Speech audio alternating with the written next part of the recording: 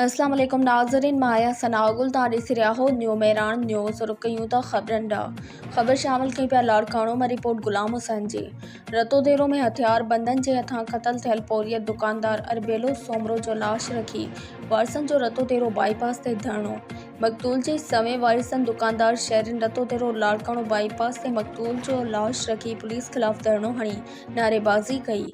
धरणे सबब गाड़ियुनि जूं डिगियूं कतारूं बीजी वयूं।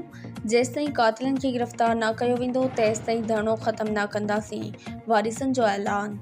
उन सिलसिले में मक़तूल जे भाउ गुलाब सोमरो मीडिया अॻियां दाईंदे चयो त मुंहिंजो भाउ मिसकीन हो, असांजी कंहिंसां बि का दुश्मनी न आहे।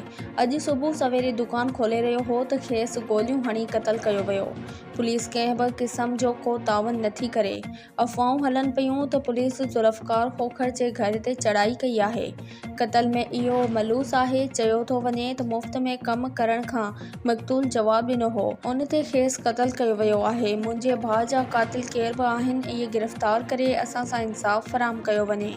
साईं मसलो इहो आहे, मुंहिंजो भाउ सुबुह जो वीचारो रोज़गार कंदो आहे। जी बाबा, दुकान ते घर वियो आहे, घरो जेको आहे त लिखतो आहे, दुकान ते पहुतो आहे, दुकान में चाबी खोले ताईं मस आयो आहे, पोइ हमरा हाणे पोइ फेर करे 4 गोलियूं हयूं अथसि। मसलो छा तां पेश आयो?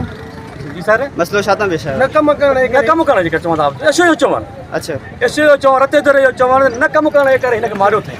मारण वारा केर? पोइ साईं चवंदा ॾाढो सोनारे पुटु पोइ भाउ ॿुधाईंदा अॻु में का दुश्मनी वग़ैरह? का शइ न आहे, न को असांखे दुश्मनी आहे, न ॻाल्हि आहे, न ॿोल आहे, कंहिं सां बि असांजी दुश्मनी न आहे। मक़तूल जो नालो? नालो अरबेलो चवंदा, असुल नालो जेको आहे त हिन बरकत नालो आहे। अच्छा, हा, पाण जेको आहे शुक्र आहियूं, असां दुनिया खे ख़बर आहे, हर कंहिंखे ख़बर आहे, असां कंहिंसां न कहिड़ी सन मतलब फिटायो आहे, न दुकान में ॻाल्हायो आहे। जी जी, हे न कम करण जे करे हिन असां ज़ुल्म करियो आहे, शहीद करियो आहे। सुबुह जे टाइम पेश आयो? सुबुह टाइम थियो आहे, पौणे 8 बजे अचे हिन गोलियूं हणी वियो आहे। ऐं पहिरीं ॻाल्हि इहा त रतो दरो एसएसओ जेको आहे त वेठो आहे उते, डीएसपी साहब रतो दरो असां वटि हिन महिल ताईं को बि न पहुयो आहे। पर हाणे मां हेसि ताईं लाश मां कॾहिं बि न खणंदुमि जेसि ताईं एसपी साहब अचे।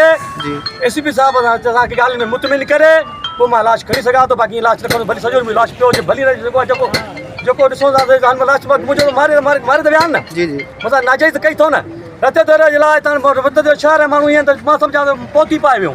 हाणे बसि इहो ई असांजे लाइ आहे, जेको निकिरंदो आहे मरंदो असांजे लाइ।